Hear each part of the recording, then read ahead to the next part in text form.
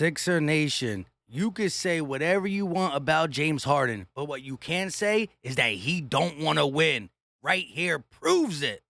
This is Philly Talk with Philly Mike. Talking Sixers in the Bird Gang, that's our life. Competition, we ain't scared, yeah, that's what we like. Win or lose, you know we showing up and we gon' fight. You see we strive for the sky every day that go by. And every single week we scream and fly, Eagles fly. This is Philly Talk with Philly Mike, yeah. This is Philly Talk with Philly Mike, yeah. What is going on, everybody? I go by Philly Mike, and this is the Philly Talk Podcast. Shout out to everybody that was in the live stream. I just want to get this video out. Sorry I couldn't stay longer, but if you are as happy as I am that the first domino fell and it was James Harden putting the Sixers team first, do your boy a favor and hit that like button, subscribe if you are new, and ding that bell so you can be live with us and watch the recorded videos.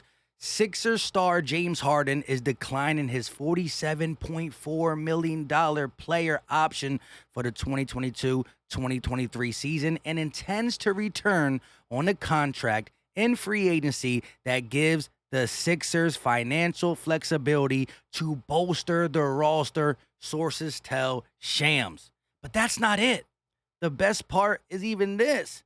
Not only are we getting cheaper James Harden, but according to Shams, Harden's sole focus is to win a title in Philadelphia next season. Harden returned to his workout and on-court regimen much sooner than usual this offseason, pouring his full focus into the 2022-2023 season for a championship run. So, normally, Harden gets on the court even when he was good at this time.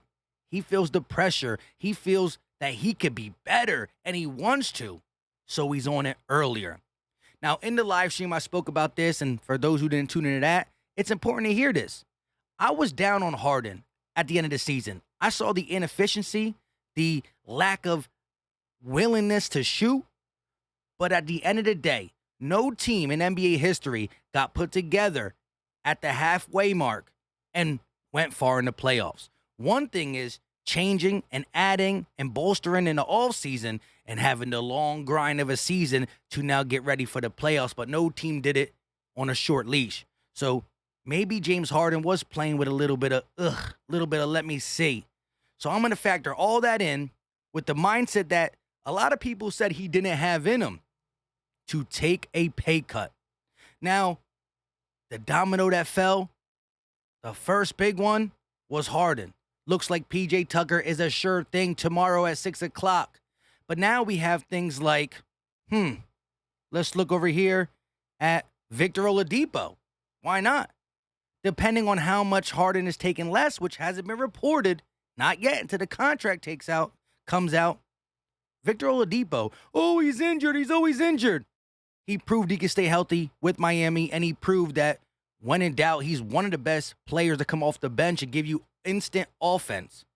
Let's look at another guy who Sacramento Kings are letting go. Home Philly native Dante DiVincenzo. He could light it up from three, and he could put the ball on the floor. And last but not least, this is me saying that Daryl Morey was able to get in Harden's head and finagle that. And Daryl Morey, although some people still hate on him for not doing everything they want, he's done so much. Horford, Green, Curry, bye-bye Ben Simmons. So this looks more realistic today than it has since we've been talking about it. James Harden taking this pay cut shows that Daryl Morey and this team is focusing on getting it right. Listening to Joel Embiid talk about P.J. Tucker and going to get him most likely within the upcoming days is showing that we're doing the right things. First domino fell. If this domino falls, and it's not about Tobias Harris's game, because one-on-one, I like it. We're talking about price, fit, and again, back to price. Price and fit. You can get a guy who averages about what he averages for a different price that allows you to get more depth. Because let's be honest, guys. Let's be honest. Super honest with ourselves. Playoffs came, and our best bench player, Niang, he wasn't there. Ferk never was there. Shake has been hurt and inconsistent. What do we do with our bench? Nothing. Every team that wins championships, the Bucks got people who can come off the bench and score. The Celtics, the Heat, the Warriors, they all got players off the bench. Are they great? No. But this just opens a door to the Sixers being Embiid, Harden, Maxey, and then different players.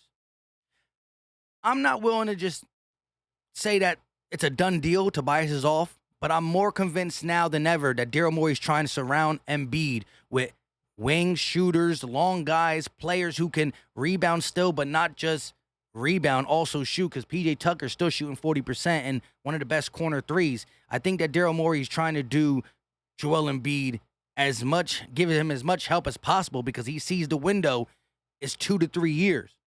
And Embiid's health is still important. But shout out to James Harden for being the guy that we want, a leader. And I think just that leadership, that camaraderie, and the bolstered unit is going to elevate his game. We're going to get a more energized James Harden. His facilitating might be better because he got better knockdown shooters. His scoring might be better because other people will be taking defenders off him. It's not going to be Harden do something, Embiid do something, Maxey do something. It's going to be, oh my goodness. Now, we still got Doc Rivers. I'm not claiming championship, but, the Sixers are in a really bad spot. And us doing this shows that this team is willing to make the tough decisions together. And it looks like Daryl Morey is ready to make the tough decisions, whether it's move these guys to get Ben Simmons and Curry and Drummond off, and everybody's still questioning it, especially with Harden not playing as good, and now saying, I told you we'll be all right. I told you it'll be all right. Now, the next thing is Tobias Harris. It was rumored today, and again, I kind of skipped over it, but Sacramento is a possible landing spot. Harris and Barnes, you do that, not only do you get almost the same player, but possibly a better fit because he's more of a catch-and-shoot guy, but you free up more cap. In the live stream, people were talking about Bradley Beal, who did decline this $36 million option, but it's been reported multiple times that he declined that so he can sign a 5-year max with the Washington Wizards.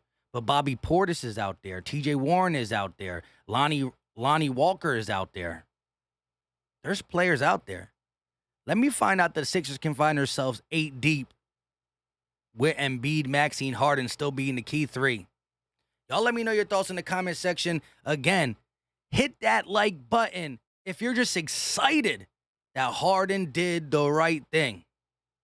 Sixers, this offseason, as I've been saying all offseason, is critical.